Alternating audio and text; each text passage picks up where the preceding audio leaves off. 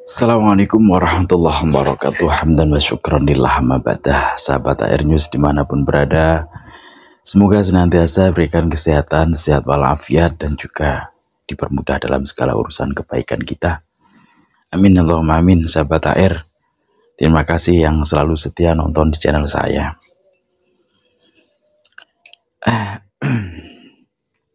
Ada sebuah video ya dari seorang ulama NU, lagi-lagi ulama NU Nusantara yang benar-benar ngurusin NU, yang benar-benar berkhidmat dalam NU. Banyak loh orang-orang yang berkhidmat dalam NU, akan tetapi tidak masuk dalam struktural NU. NU itu kuat karena kulturnya, bukan karena strukturnya aja ya. Kalau struktural itu berapa orang sih? Tapi kalau kultur, secara kultur itu yang menguatkan. Dan yang jadi heran saya, atau yang sampai sekarang itu nggak habis pikir itu ya, kenapa justru orang tua atau orang yang kita tuakan itu, Bayi Miftahul Akhyar itu ya, kenapa kok justru lebih gigih membela Pak Alawi, lebih gigih mengamankan Pak Alawi?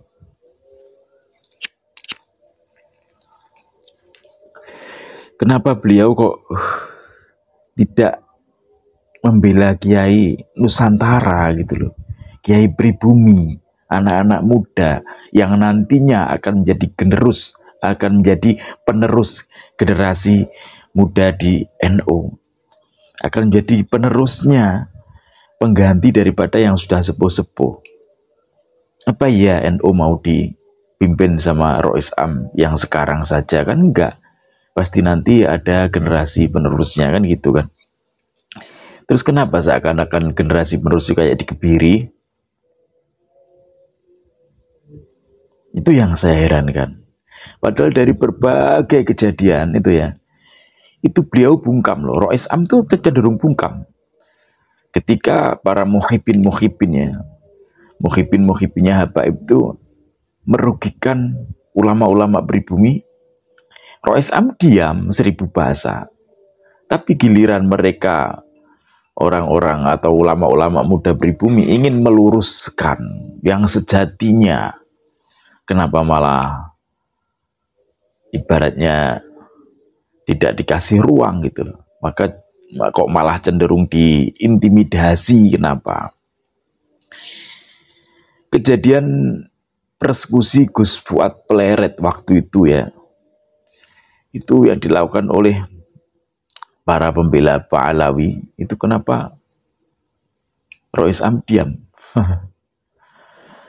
Terus kemudian kejadian persekusi Kiai Imad di Gresik, diam, nggak ada suara. Kejadian Mbah Yai Marzuki Mustamar yang mau ditolak oleh FPI, diam, nggak ada bersuara. Itu semuanya lah. Akan tetapi ketika yang benar-benar ingin meluruskan, tidak ada niatan jahat ya, dalam artian niatan jahat itu tidak akan merugikan mereka ya, akan meluruskan. Kalau masalah mereka setelah diluruskan menjadi rugi, itu kan ya resiko daripada mereka gitu loh. Mereka yang sudah menggunakan penipuan atas nama Dzurriyyah Rasul kan gitu.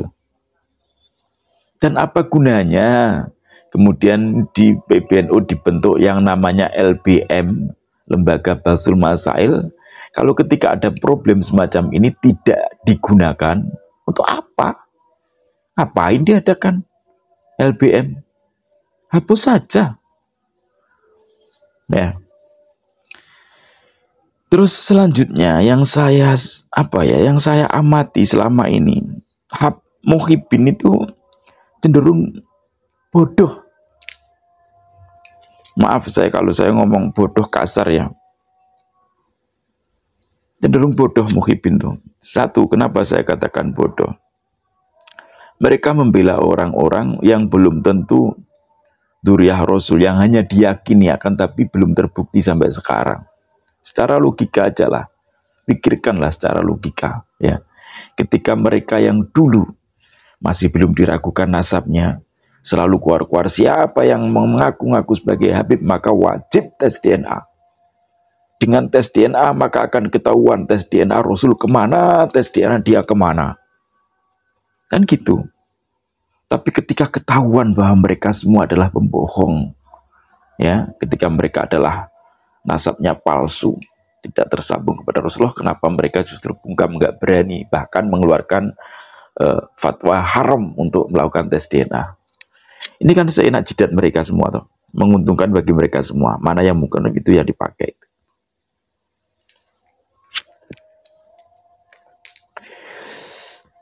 Yang saya katakan lagi muhibin bodoh.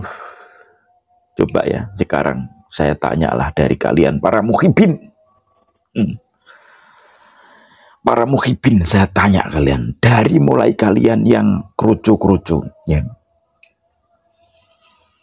Ketika Bahar bin Smith, ketika Rizik Syihab menyuarakan untuk perang asah golok, maju, berani kan? Berani. Perang berani kan? Berani, gak takut, gak takut, Allahu Akbar. Itu kalau terjadi beneran, siapa yang dirugikan? Sesama anak bangsa. Pribumi lawan pribumi. Para tuan-tuan kalian itu adalah pecundang, ya. Sekali lagi tak katakan, tuan-tuan kalian itu adalah pecundang. Mereka berani, ya, untuk mengatakan perang, akan tapi yang disuruh maju adalah orang-orang pribumi. Kalau memang mereka gentle, katakan perang, ayo perang. Kaum Pahlawi, ya, dari klan Pahlawi lawan pribumi. Ayo coba kalau berani. Yang maju orang-orang Pahlawi semua lawan pribumi. Coba. Jangan benturkan anak bangsa. Ya. Kami nggak bodoh, ya. Ketika kalian ingin mengajak perang, akan tetapi kalian yang suruh maju itu adalah orang-orang pribumi, ya. Para muhibin-muhibin kalian yang disuruh perang melawan orang-orang yang ada di barisan seberang kalian. Yang terjadi adalah pribumi lawan pribumi. Dan itu kan yang kalian kehendaki. Akan tetapi kami tidak bodoh. Kami tahu mana yang harus kami perangi. Pribumi yang sekarang ini menjadi muhibin kalian, itu adalah saudara kami sebangsa dan setanah air. Bukan musuh kami. Nah, dari itu muhibin, ya, diingat-ingat, kalian bukan musuh kami, ya. Kalian bukan musuh kami. Musuh kami adalah orang-orang yang mengaku nasabnya nyambung kepada Rasulullah, yang mengaku dalam dirinya mengalir dari Rasulullah, akan tetapi tidak berani membuktikan sampai sekarang dan masih melakukan yang namanya pendustaan, perbudakan kepada muhibinnya sampai detik ini. Itu adalah musuh kami. Jadi bukan kalian, wahai muhibin. Musuh kami bukan kalian, ya. Kami masih punya otak yang waras. Kami masih punya akal yang sehat. Kami masih punya hati nurani, ya. Bahwa kalian adalah saudara kami sebangsa dan setanah air. Kami tahu apa yang jadi motif mereka, ya. Motif mereka itu membenturkan sama anak bangsa. Dan itu yang diinginkan ke mereka. Ketika kita sama anak bangsa, ketika kita sama NU. Walaupun kalian mengaku NU garis lurus, kalian tetaplah melakukan atau menjalankan amaliyah ubudiyah NU dari Mbah Yai Hasyim Asy'ari, dan kalian adalah saudara kami. Makanya ketika kita seumpama kalian para muhibin dengan orang-orang yang ada di seberang barisan kalian itu benturan, maka mereka para tuan-tuan kalian, para habib-habib itu adalah tertawa, menertawakan.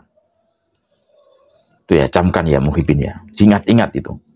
Terus macam lagi si Wafi, Gus Rumel, Gus Yaini, orang-orang yang membela Pak Alawi, kalian cuma diperbudak oleh mereka. Ya, coba mereka mana berani untuk tampil? Kenapa harus mengandalkan kiai-kiai pribumi, ustaz-ustaz pribumi, ustaz-ustaz Nusantara? Kenapa harus Abdus Somad? Kenapa harus Wafi? Kenapa harus Rumel? Kenapa harus Zaini? Kenapa juga harus Kiai Idrus Romli. Kenapa mereka nggak berani tampil sendiri menghadapi Kiai Pribumi? Kenapa harus orang lain? Buya Kurtubi juga. Kenapa mereka nggak berani tampil sendiri menghadapi Kiai Imad?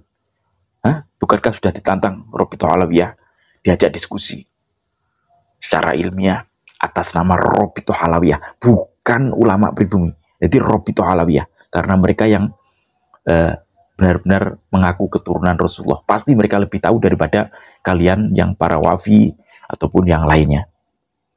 Oke, video dari Kiai Alawi ini semoga bisa menjadi pencerah buat kita ya. Dan jangan lupa untuk terus kita menyuarakan kebenaran. Apapun resikonya ketika kita menyuarakan kebenaran, insya Allah kita nggak akan takut. Karena lillahi ta'ala, hanya mencari ridhonya Allah Ta'ala untuk mencari kebenaran ya. Oke, kita dengarkan sejenak dari Kiai atau ya Kiai Muda Alawi. Ini juga saya ingin ini juga hasil riset saya. Yang di bawah adalah ya, bukunya bisa nanti dilihat. Kan selama ini jarang orang membahas nasab berdasarkan keluarga, langsung gen. Saya akan membahas secara keluarga, bahwa keluarga Nabi Muhammad SAW dengan Balawi ini benar-benar berbeda dan benar-benar tidak tersambung. Kalau keluarga Nabi Muhammad SAW kita ambil sekarang dari Sayyidina Muhammad SAW, ini dari Sayyidina Husain dan Hasan. Ini berasal dari Nabi Muhammad SAW, min Rasulullah SAW, min Sayyidah Fatimah Az-Zahra, min Ali bin Abi Thalib, min Bani Muttalib, min Bani Hasim, min Bani Adna, min Bani Ilyas, min Bani Kinanah, min Bani Ismail, min Bani Ibrahim, bin Bani Falih, min Bani Abir, bin Bani Syalih, bin Bani Arfashad, bin Sam bin Nuh. Ini darah mulia Nabi Muhammad diwariskan dari sana, dari Abir bin Sam bin Nuh. Balawi juga sama, dari Nabi Nuh, hanya beda jalur. Nah, saya bacakan sekarang jalurnya. Keluarga Balawi itu Balawi min Bani Fatimiyun, bin Bani Himyar, min Bani Lewi, min Bani Syabah, bin Bani Kutbah, bin Bani Main, bin kaum Samud, bin kaum Ad, bin Bani Aus, bin Bani Iram, bin Sam bin Nuh. Yang ini ke Arab, yang ini ke Yaman. Ketemunya di mana? Di Sam bin Nuh. Karena Iram, karena Abir itu punya anak tiga, Falih, Samud, dan Yoktan. Falih turunlah ke bawah sekarang ke Nabi Ibrahim, Samud dan Yoktan ke Yaman, dan mereka beranak pinak dari tahun 2200 sebelum Masehi. Jadi kalau ada orang yang mengatakan bahwa sekarang kalau saudara kita Balawi, bukan, jangan disebut sekarang keturunan Yahudi, tapi ada darah Yahudi, yaitu lebih enak lah ya.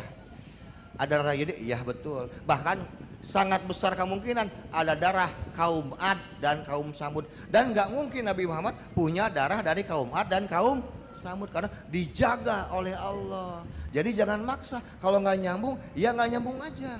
Tapi sebetulnya kan nggak apa-apa jadi orang Yahudi atau turun Yahudi, tapi yang soleh, yang lurus, yang nusantara, yang beradab kan banyak. Contoh, di Israel itu masjid-masjid rata-rata adalah madhab Syafi'i, dan ini jarang diekspos. Rata-rata adalah bermadhab Syafi'i, dan mereka tuh orang Yahudi. Jadi orang Yahudi Muslim bermadhab Syafi'i dan tetap soleh.